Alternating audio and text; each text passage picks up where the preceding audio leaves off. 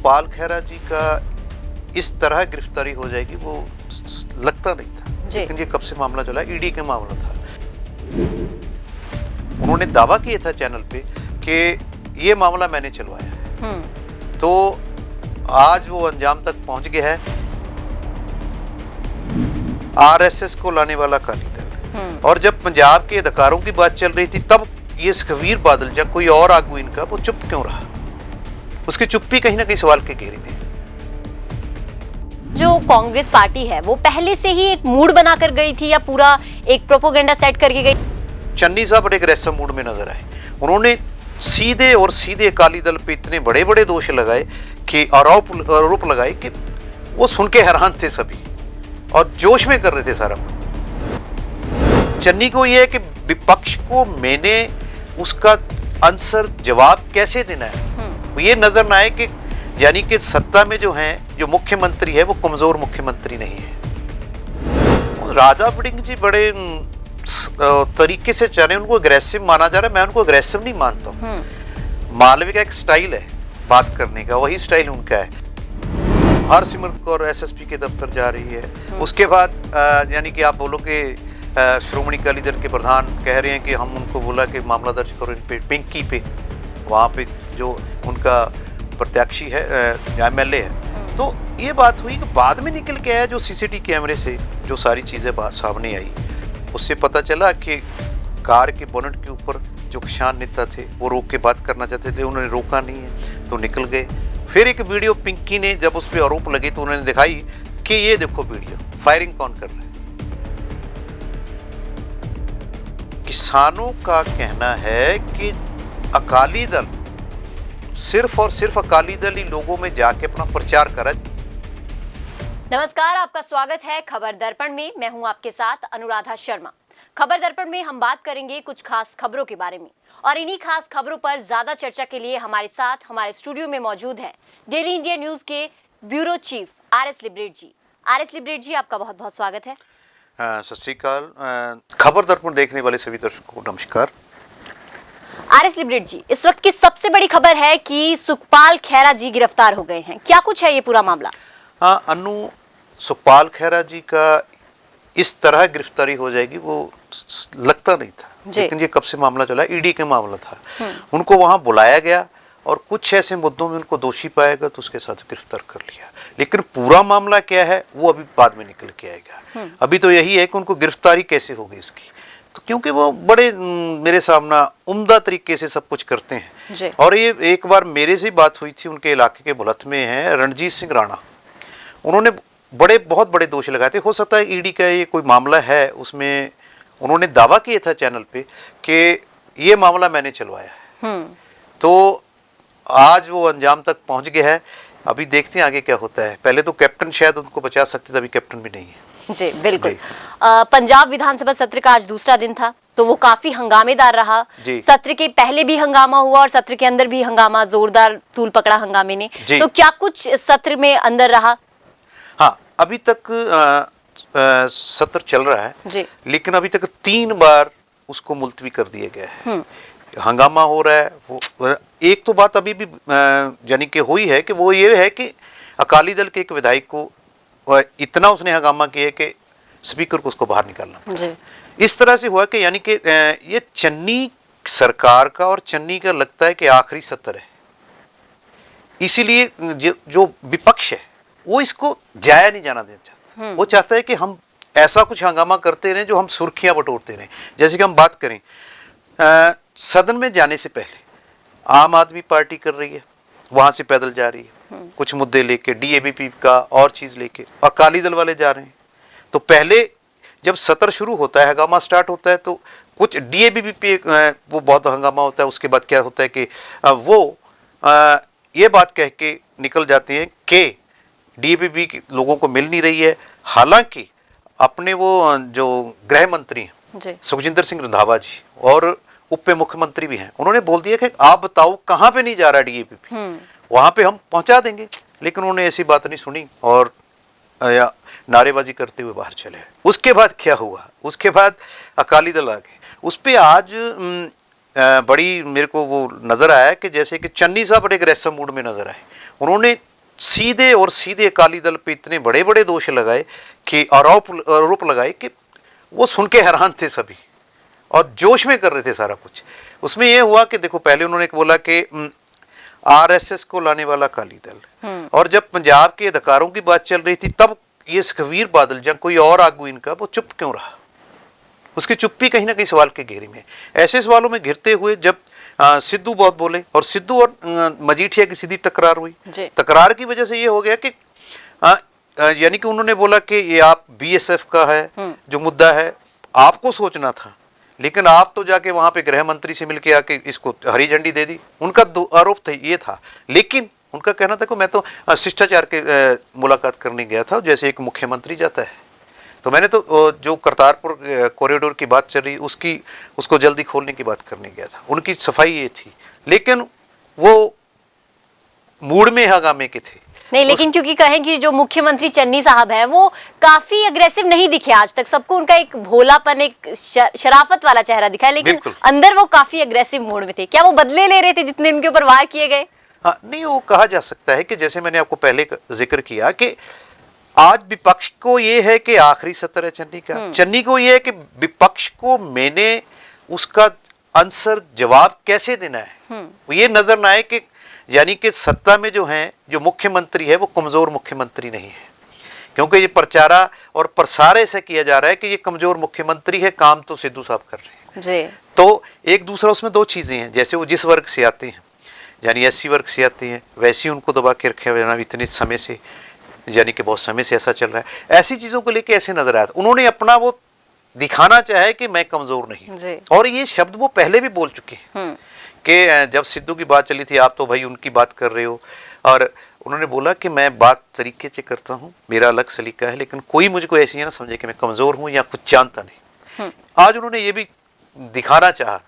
हम कहें कि जो कांग्रेस पार्टी है वो पहले से ही एक मूड बनाकर गई थी या पूरा एक प्रोपोगेंडा सेट करके गई थी, क्योंकि जिस तरह से वार अंदर कांग्रेस पार्टी ने किए, राजा वड़िंग ने जो सवाल उठाए हरसिमरत कौर बादल पर और सुखबीर बादल पर, उसके बाद नवजोत सिंह सिद्धू ने जो तीखे प्रहार किए कि आप प्रधान थे, तो किस तरह से देखा जाए उन्होंने क्या क्या वार किए अंदर? राजा वड़िंग जी बड़े तरीके से चल रहे, उनको अग्रेसिव माना जा रहा है, मैं उनको अग्रेसिव नहीं मानता हूँ। मालवीय का एक स्टाइल है बात करने का, वही स्टाइल उनका है। तो उसमें ये है कि जैसे उन्होंने हरसिमरत की बात की या सुखबीर बादल की बात की, तो उन्होंने ऐसे उन पे आरोप लग रहे थे कि ये जो जिस मंत्री पद पे हैं वो पक्षबाजी कर रहे हैं जी। तो उन्होंने कहा ऐसा कुछ नहीं है। हम कल की बात करें, जब उन्होंने प्रेस वार्ता की थी, तब उन्होंने बोला कि सबसे ज्यादा इन सालों में जो सरकार रही है उसने लूटा, यानी कि अभी 1 करोड़ का प्रति रोज फायदा हो रहा है। तो मानो कि 1 करोड़ कहां जा रहा था पहले। दूसरा, उन्होंने बोला कि बहुत, यानी इतिहास का हवाला देते हुए उन्होंने कहा कि अहमद शाह अब्दाली ने इतनी लूट नहीं की है जितनी लूट हमारी सरकारों ने की है, लेकिन वो भी शर्मा जाएगा, ऐसे ऐसे तंज कसे किए, ऐसे ही उन्होंने आज लिया सभी चीजों को। तो बात करें कि सबसे पहले ऑल पार्टी मीटिंग बिठाई गई थी, बीएसएफ के मुद्दे के लिए स्पेशल सदन जो था ये बिठाया गया था, लेकिन ऑल पार्टी मीटिंग में सभी पार्टियां एकत्र होकर बीएसएफ के मुद्दे को रद्द करने की बात कर रही थी, फिर वो वहां से वॉकआउट करती क्यों नजर आई? हाँ, यही तो सोचने वाली बात है। देखो, इससे पहले मैं बताता हूँ, ये दोबारा हुआ है इस विषय पे। आज विशेष सत्र, सबसे पहले एजेंडा यही था, मुख्य एजेंडा यही था कि बीएसएफ का जो दायरा बढ़ाया गया है उसके मतलब इनको यानी कि एक मता पास करना था, रेजोल्यूशन करना था केंद्र के खिलाफ कि हमको ये मंजूर नहीं है। मगर सत्र पे जब बात हुई है, सदन में जो बात हुई है, तो उसमें ये हुआ कि सुप्रीम कोर्ट जाने की बात हुई है। सुप्रीम कोर्ट क्यों नहीं जाते, उन पे आरोप भी लग रहे थे, लेकिन अब जा रहा है कि मेरे को लग रहा है कि सरकार सुप्रीम कोर्ट जाने का फैसला कर लेगी। उसमें ये हुआ कि जो उन पे आरोप लग रहे थे कि जो कांग्रेस ने आरोप लगाए, वो बोले कि जब ये सत्ता में नहीं रहते अकाली दल वाले तब ये पंजाब के मुद्दों की बात करते हैं, पहले ये भूल जाते हैं जब सत्ता में रहते हैं, फिर पंजाब और चंडीगढ़ चलता है। इसलिए वो बोले ये दोहरी नीति को छोड़ें तो ठीक रहेगा। दूसरी बात, अगर सर्वदलीय मीटिंग की बात करें, इससे पहले ये राज्यपाल को, गवर्नर को दे के हैं जी।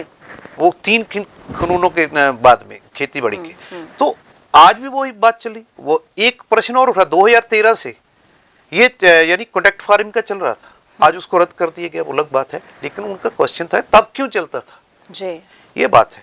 तो ऐसी ऐसी बातों को लेकर ये लफड़ा था। लेकिन ये दो बातें हैं जैसे आपने किए को वॉकआउट क्यों कर गए, दो चीजें हैं। इलेक्शन नजदीक है, चुनाव नजदीक है, उसमें ये है कि पार्टी अपना आधा काम करके निकलती है और क्योंकि वो सुर्खियां बटोरने की बात है, और दूसरा विपक्ष में इसके इनके पास क्या है, कितनी संख्या है, तो इसकी वजह से उनको पता है हमारा चलना वलना तो कुछ नहीं है, जितना हमने कर लिया उतना हम करके निकल लें, दो खबरें बनेगी, हमने बात की, हमारी बात सुनी नहीं कि हम बाहर आ गए, और उसके बाद तो वो है कि यानी कि बहुमत में वो हैं, वो सब कुछ पास कर लेंगे। ये तो ये कहा ये भी जाता रहा है जो यानी कि जानने वाले लोग हैं, मतलब कि जब कोई वॉकआउट करता है तो वो एक मौका देता है सत्ताधीश को कि आप कर लो जो करना है। जी, ये बात है। मतलब हम ये भी कह सकते हैं कि चुनाव नजदीक है तो कोई भी चीज आसानी से नहीं होगी, सब में थोड़ा ड्रामा या फिर थोड़ा हंगामा जरूरी है। तो बात करें बीएसएफ के मुद्दे को ही आगे लेकर चलते हैं कि जो पंजाब के पूर्व मुख्यमंत्री हैं जी, कैप्टन साहब अभी भी बीएसएफ के मुद्दे पे केंद्र सरकार का ही साथ दे रहे हैं, तो क्यों, मतलब वो केंद्र सरकार की ओर, जब वो पार्टी में थे, कांग्रेस में थे, तब भी वो केंद्र के साथ ही थे बीएसएफ के मुद्दे पर और अभी भी हैं। जी हाँ, अनु बात ऐसी है कि जब सत्र चल रहा था उसी बीच में जब ये बहस उनके पास पहुंची, वो भी देख रहे होंगे कहीं बैठ के, उन्होंने ट्वीट किया कि ये यानी कि केंद्रीय सत्ता का मामला है, सुरक्षा का मामला है माफ करना, तो इस पे हमें राजनीति नहीं करनी चाहिए। और देखिए आप हम कई बार क्या भी चर्चा क्या भी यानी कि क्लियर भी हो गया है कि कैप्टन अमरिंदर भाजपा की तरफ चलते हैं, तो भाजपा का एजेंडा अभी उन्होंने ऐलान भी किया है, नई पार्टी में वो भाजपा के साथ भी जा सकते हैं। तो यानी कि वो पहले से ही क्लियर था कि भाजपा के साथ चले। पहले भी आप अगर याद करो बहुत चीजें ऐसी हैं कि जब आप केंद्र से कोई भी चीज आती थी कैप्टन कभी उसको इग्नोर नहीं करते थे, उसके अगेंस्ट नहीं बोलते थे। तो आज तो क्लियर है, जब उन्होंने पार्टी छोड़ दी है, नई पार्टी का ऐलान कर दिया, तो फिर तो बोलेंगे जी। और विपक्षी पार्टियों का सदन में हम कहें तो क्या कुछ भूमिका रही है, कितना उन्होंने विपक्ष की भूमिका निभाई है अपनी? देखिए जो विपक्ष में है आम आदमी पार्टी, उसमें 11 लोग 11-12 लोग रह गए हैं, बाकी तो निकल गए हैं, कोई इधर चला गया कोई इधर चला गया। तो अभी ये है कि जैसे आपने पहले बोला कि विपक्ष को वहां बैठ के बात करनी चाहिए। वॉकआउट का मतलब क्या है? आप बात रखो अपनी, जवाब को रखने की बात कर रहे हैं। हंगामा बिना किए भी बात हो सकती है, बिल्कुल अपना पक्ष रख सकते हो, तो वो रिकॉर्ड भी होगा विधानसभा में। और दूसरा ये तो सिर्फ यानी कि ये मानो कि मीडिया में आने का यानी कि 70 से 80% निशाना होता है, 20% बात करते हैं ये, और चुनाव नजदीक हो तो फिर तो ज्यादा करते हैं, यही लफड़ा है। यही लोगों को भी सोचना पड़ेगा चुनाव में ऐसे लोगों को चुनना है या नहीं चुनना। जी, और जो नवजोत सिंह सिद्धू हैं उन्होंने सीधा सुखबीर सिंह बादल को कहा है कि अगर आप बीएसएफ मुद्दे पे इतने ही प्रबल दिख रहे थे, इतने ही ज्यादा आगे आने की कोशिश कर रहे थे, जिस वक्त सर्वदलीय मीटिंग हुई उस समय आप प्रधान साहब उस समय मीटिंग में क्यों मौजूद नहीं थे? उस समय क्यों किसी और नेता को भेजा गया, प्रधान क्यों नहीं आए उस समय? हाँ वही बात है ना। देखो हर एक पार्टी का चलन है और हर एक जो आपका उम्मीदवार है उसका चलन रहता है। जैसे हमने कल जिक्र किया था कि नवजोत सिद्धू ऐसे हैं जो प्रधान की जो लोगों के पक्ष वाली बात है वैसी करती है। यहाँ पे भी देखो एक परिवारवाद है, तो उनको पता ही है अगर बहुमत में आते मुख्यमंत्री मैं नहीं बनना है, तो कहीं पे ये नहीं है, उनको पता है कि ये हमारे दो लोग हैं, जाओ यार बात कर रहा हूँ, यानी इतना उसको सीरियसली नहीं लिया। ये दलजीत चीमा गए थे, 2 और थे लोग, तो उन्होंने जवाब दिया, और इन्होंने वहां भी ये बोला था कि हम बाद में बताते हैं, बाद में इन्होंने क्या किया सबको पता चला है।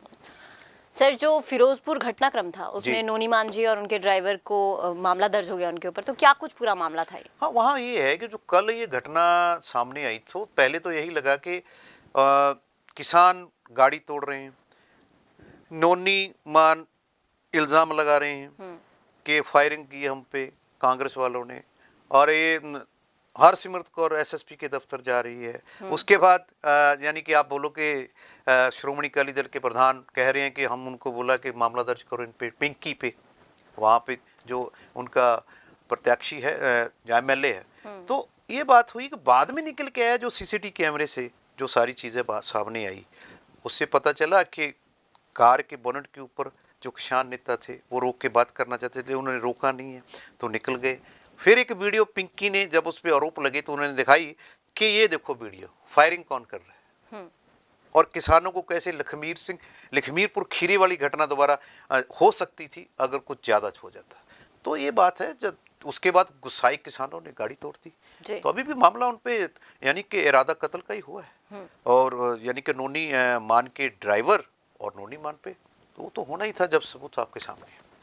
तो वहाँ एक बात और मैं और ऐड करना चाहता हूँ, उसमें ये है कि किसानों का कहना है कि अकाली दल सिर्फ और सिर्फ अकाली दल ही लोगों में जाके अपना प्रचार कर रहा है, जबकि दूसरी पार्टियां ऐसा नहीं कर रही हैं।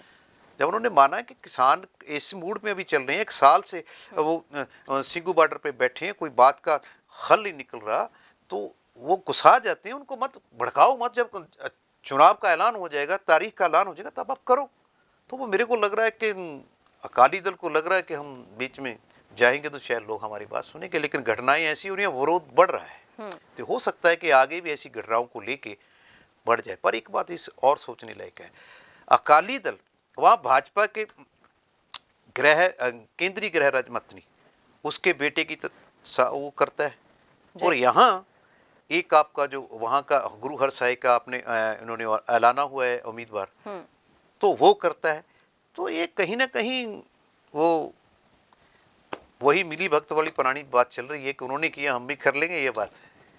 बात करें अगर सत्र की, तो आपको लगता है क्या लिबरेट जी की जो अंदर सत्र चल रहा है उसमें बीएसएफ मुद्दे पर हो पाएगा ये रद्द पूरी तरह से, और जो कृषि कानून है उन पर कोई फैसला निकलकर सामने आएगा, या केंद्र पर दबाव बना पाएंगे? देखो मेरी बात सुनिए आप, ये दूसरी बार हो रहा है जी। पहले भी हुआ था, यहाँ से एक मता पास होगा। यानी कि ये तो मान के चलो कि कोई भी सत्ता में सरकार है, वो एक शो करना चाहती है कि हम इस कानून के खिलाफ हैं और लोगों के पक्ष में हैं, जबकि ये एक मता पास करेंगे, उसका वो बना के एक रिपोर्ट जाएगी राज्यपाल के पास, और वो उसको आगे करते हैं या नहीं करते। पहले जैसे था, पहले दे दिया, अभी मान लो वो नहीं कर रहे आगे, तो पहले वाले जो गए थे उनको पूछना चाहिए था, उनको सोचना चाहिए था, बार बार पूछें, बात करें भी क्यों नहीं हुआ। आज वो करेंगे, मे भी शायद अभी तो समय भी नहीं है, क्या होगा फिर। दूसरा ये है कि ये इसकी पैरवी नहीं हो रही है, इसके मतलब मेरे को लग रहा है कि ये उसके बाद ये यहाँ से पास होगा, यहाँ से जाएगा साइन होकर, फिर राष्ट्रपति ने देखना है जी, क्योंकि ये पार्लियामेंट में पास हुआ है। तो ऐसे नहीं हो सकता, ये होने वाला मेरे को लग नहीं रहा है। बाकी ये तो चुनावी स्टंट कहा जा सकता है। बाकी आपको लग रहा है कि सारी पार्टियां साथ नजर आ रही है इस मुद्दे पे? जिस तरह से हंगामे का दौर है उस तरह से आपका क्या मानना है? मेरा मानना यह है कि जैसे आप किसान आंदोलन में देखिए, एक मुद्दे पे 32 पार्ट जत्थेबंदियां संगठन है जो 32 वो एक साथ है जी, और 6 संगठन बाहर के हैं, पंजाब के बाहर, एक मुद्दे पे है, लेकिन है तो अलग अलग। यहाँ तो एक मुद्दे पे भी नजर नहीं आ रहे, क्योंकि वो बात करते हैं, उनको पता मालूम सभी को है कि होना कुछ नहीं है। हमें तो सिर्फ एक साथ इकट्ठे होकर बात बतानी, हमने भी किया था, उन्हें भी किया था, बस उसके बाद क्वेश्चन या दूसरे को नीचा दिखाने की कोशिश, ऐसा कुछ चलता रहता है। ये स्टंटबाजी है और कुछ नहीं है, ये होने वाला नहीं है कुछ। और ये सदन की कार्रवाई लिबरेट जी कितनी बार रोकी गई है? ये सदन की कार्रवाई अभी तक 3 बार मुलतवी हो गई, अभी भी चल रही है। अभी देखते हैं कि और क्या होता है। अभी तो यानी कि मैंने पहले कह चुका हूँ कि अपने स्पीकर साहब को अकाली दल का एक विधायक बाहर निकालना पड़ा, क्योंकि वो ज़्यादा हंगामा कर रहा था, एक मर्यादा को तोड़ रहा था, इसलिए वो ऐसे करना पड़ा। और सबसे बड़ी बात ये रही कि सिद्धू और अपने मजीठिया की सीधे सीधे तकरार हुई, और वहाँ पे चल रहा था ठोको ताली मुर्दाबाद। वहाँ से वो क्वेश्चन कर रहे थे, सिद्धू साहब भी फिर अग्रेसिव आदमी है, वहाँ से दोनों की पार्टियों का चला। तो इस तकरारबाजी में क्या है, यानी कि उसने कहा, सिद्धू साहब ने बाद में जो पीसी किया उसमें बहुत चीज़ें बताई हैं कि एसटीएफ की रिपोर्ट खोलने तो फिर देखते हैं क्या होता है। यानी कि आज फिर मेरे को नजर आया पीसी में, जब उन्होंने अकेले की है, स्टार्टिंग में चन्नी भाई था जी, आज फिर चन्नी भाई हो गया है। यानी आज वो चन्नी भाई ने उनकी बातें मान ली है, वो सफल हो गए, यानी कि भाई भाई हो गए हैं। अभी मेरे को लगता है कि कुछ ना कुछ ज़रूर आगे अच्छा होने वाला। जैसे उन्होंने आज बताया, रेत माफिया की बात की थी, उन्होंने 2 बात की, नशे पे बोले, वो बोले कि अगर 60,000 करोड़ का मुनाफा हमें हो सकता है अगर सलीके से बात करें जी। और दूसरा उन्होंने रेत की बात की, हमने रेट कम किया, अगर अंडर गवर्नमेंट लें इसको, गवर्नमेंट चलाए सभी चीज़, तो फिर मेरे हिसाब से ठेकेदार, उनका सीधा सीधा इल्ज़ाम था उनका कि ठेकेदारी सिस्टम में पंजाब को गर्क कर दिया है। और वो आएंगे, अभी उन्होंने चन्नी भाई बोल दिया है, तो बोले कि चन्नी ने इशारा दे दिया मे भी, तो वो बोल रहे हैं कि अभी कुछ होगा ही होगा। दूसरा उन्होंने ये बोला कि 1 लाख नौकरियों की असामियां खाली पड़ी हैं। हालांकि इन्होंने अभी 36,000 किया, वो तो दूसरे जो अपने सेवा काल पूरा कर चुके हैं उनको हटाया गया है, लेकिन 1 लाख और पड़ी है खाली। तो वो बोले ये सारी सरकारें मिलकर बातें करती नहीं हैं, हम ये भी करने की कोशिश करेंगे, पर ये चीज़ें करनी पड़ेगी सब साथ। और जब आप इतने लोग रखोगे तो आपको एक रेवेन्यू भी चाहिए, तो वो बोले ये तरीका बरत के फिर उनको रखेंगे हम जी। तो ऐसा कुछ उन्होंने कहा। आज बड़े मूड में नजर आए कि लग रहा है कि चन्नी भाई कुछ ना कुछ जरूर करेगा। जी। नवजोत सिंह सिद्धू जी पर कुलतार संधवा जी जो हैं उन्होंने पूछा था उनसे कि जो 3 कृषि कानून है अगर पंजाब विधानसभा के अंदर रद्द भी हो जाते हैं ये, तो उसके बाद इसका क्या मतलब क्या अर्थ निकलता है इसका, क्योंकि केंद्र से ही रद्द होंगे ये। उसके बाद केजरीवाल जी पर भी प्रहार किया सिद्धू जी ने, क्या कुछ कहा, क्या कुछ तकरार रही? वही है नो, जो मैंने पहले तफसील से बात कर चुका हूँ कि ये तो राज्यपाल के पास रुक जाएगा जाके, वहां से साइन होके आगे जाना, उसके बाद भी राष्ट्रपति की यानी कि उसकी मर्जी है करना या नहीं करना। बट लिबरेट जी कहें तो कुलतार संधवा जी सवाल तो उठा रहे हैं, लेकिन उन्होंने भी सही सवाल उठाया कि दिल्ली में फिर केजरीवाल जी ने क्यों नहीं? हाँ वही उन्होंने सीधे जवाब दिया कि केजरीवाल ने इनको लागू किया, फिर डी नोटिफाई क्यों नहीं किया? जी बिल्कुल। हाँ तो शायद उसके बाद हो भी गया, एक कुछ ना कुछ एक हिस्सा कर दिया इन्होंने, तो पर तब क्यों नहीं किया? अब वो उनकी बात कर रहे हैं, इससे सवाल फिर उसने सीधे से, जैसे सिद्धू साहब का स्टाइल है, वो साथ ही साथ जवाब दे देते हैं। जी। तो फिलहाल के लिए आज खबर दर्पण में इतना ही। ऐसी ही खास खबरों पर कुछ चर्चाएं लेकर हम रोज पेश होंगे। अगर आपको हमारी ये कोशिश पसंद आए तो हमारे चैनल को लाइक करें, सब्सक्राइब करें और शेयर करें। नमस्कार।